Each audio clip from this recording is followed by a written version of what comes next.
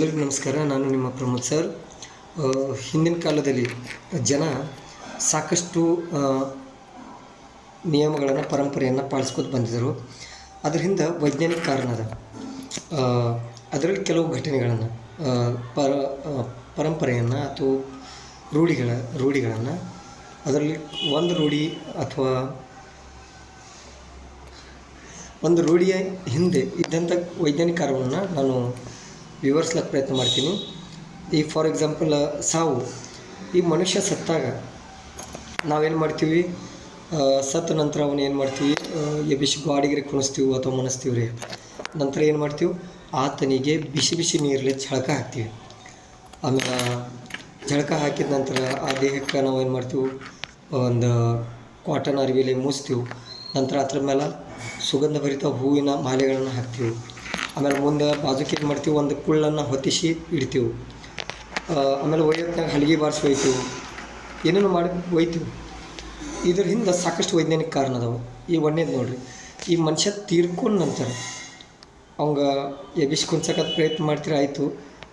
ನಂತರ ಅವ್ನು ಒಯ್ಯಕ್ಕಿಂತ ಮುಂಚೆ ಏನು ಮಾಡ್ತೀವಿ, ಬಿಸಿ ನೀರಲ್ಲಿ ಸ್ನಾನ ಮಾಡ್ತೀವಿ, ಹಾಕ್ತೀರಿ. ಇದ್ರ ಕಾರಣ ಏನಂದ್ರೆ, ವೈಜ್ಞಾನಿಕ ಕಾರಣ ಅಂದ್ರೆ ಅಪ್ಪಿತಪ್ಪಿ ಅವನಲ್ಲಿ ಏನಾದರೂ ಒಂದು ಸ್ವಲ್ಪ ಜೀವ ಉಳಿದಿತ್ತು, ಆತ ಅರ್ಜೀವಾಗಿ ಬಿದ್ದಿದ್ದ, ಅಪ್ಪಿತಪ್ಪಿ ಜೀವ ಇತ್ತಂದ್ರೆ ನೀವು ಬಿಸಿ ಬಿಸಿಯಾದಂಥ ನೀರನ್ನು ಅವನ ಮೈ ಮೇಲೆ ಹಾಕಿದ್ರೆ ಆ ಮೈ ಸುಡೋಕ್ಕೆ ಸೆನ್ಸ್, ನಮ್ಮ ಏನು ಚರ್ಮಕ್ಕೆ ಸೆನ್ಸ್ ಇರ್ತದೆ. ಆ ಬಿಸಿ ನೀರಲ್ಲಿ ಚರ್ಮಕ್ಕೆ ಸುಟ್ಟಂಗೆ ಆಗೋಣ ಮನುಷ್ಯ ಎಚ್ಚರ ಆಗ್ಬೋದು. ಅಂದರೆ ಕೆಲವೊಂದು ಸಲ ಕೋಮಾದಾಗ ಹೋದಂಗೆ ಆಗಿರ್ತಾನೆ ಮನುಷ್ಯ, ಸತ್ತಂಗೆ ಆಗಿಬಿಟ್ಟಿರ್ತಾನೆ, ಅದು ಗೊತ್ತಾಗಂಗಿಲ್ಲ. ಆ ಬಿಸಿ ನೀರು ಅವ್ನು ಮೈ ಮೇಲೆ ಹಾಕಿದ್ರು ಒಮ್ಮೆ ಸುಟ್ಟಂಗಾಗಿ ಹಡಬಡಿಸಿ ಮನುಷ್ಯ ಅರ್ಜೀವ ಆದ್ರೂ ಹೇಳಬಹುದು ಅನ್ನೋ ಒಂದು ಉದ್ದೇಶದಿಂದ ಅವಾಗಿನ ಜನ ಬಿಸಿ ನೀರು ಹಾಕ್ತಿದ್ರು. ಇದೊಂದು ವೈಜ್ಞಾನಿಕ ಕಾರಣ. ಮತ್ತೊಂದು, ನಿಜವಾಗ್ಲೂ ಆತ ಸತ್ತಿದ್ದಂದ್ರೆ ಅವ್ನ ಮೈ ಮೇಲೆ ಏನಾದರೂ ಬ್ಯಾಕ್ಟೀರಿಯಾಗಳಿದ್ದು ಅವೆಲ್ಲ ಸತ್ತು ಹೋಗಬೇಕು.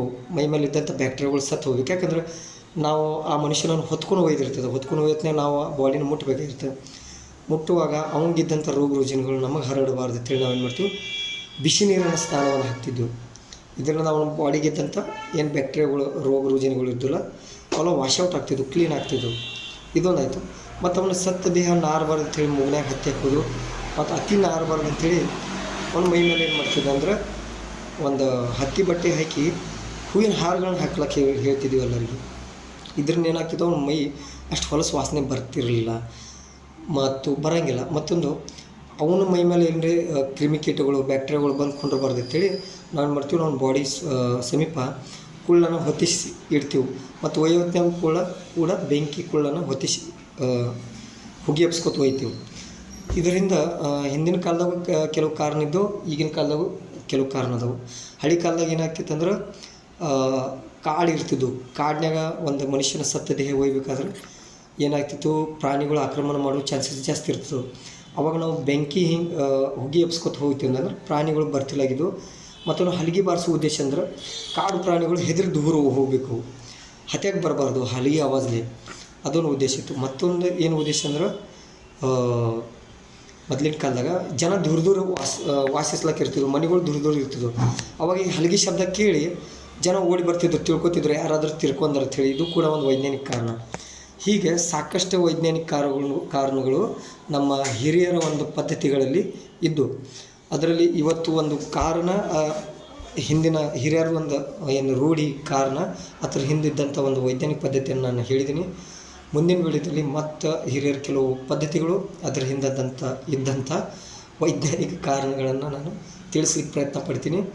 ಏನಾದರೂ ತಪ್ಪಿದ್ದ ನಾ ಹೇಳೋದ್ರಲ್ಲಿ ಏನಾದರೂ ತಪ್ಪು ಆಗ್ತಿತ್ತಂದ್ರೆ ತಾವು ನನ್ನ ಈ ವಿಡಿಯೋ ಕೆಳಗೆ ನಿಮ್ಮ ಅಭಿಪ್ರಾಯಗಳನ್ನು ಬರೆದು ತಿಳಿಸ್ಬೋದು. ಧನ್ಯವಾದಗಳು. ಅದೇ ರೀತಿ ನಮ್ಮ ಜ್ಞಾನಭಕ್ತಿ ನವೋದಯ ಕೋಚಿಂಗ್ ತರಬೇತಿಗೆ ತಾವು ನಿಮ್ಮ ಮಗುವಿನ ಪ್ರವೇಶ ಪಡಿಬೇಕಂತೇಳಿ ಇದು ಕೂಡ ಒಂದು ವಿನಂತಿ ಮಾಡ್ಕೋತೀನಿ. ಧನ್ಯವಾದಗಳು.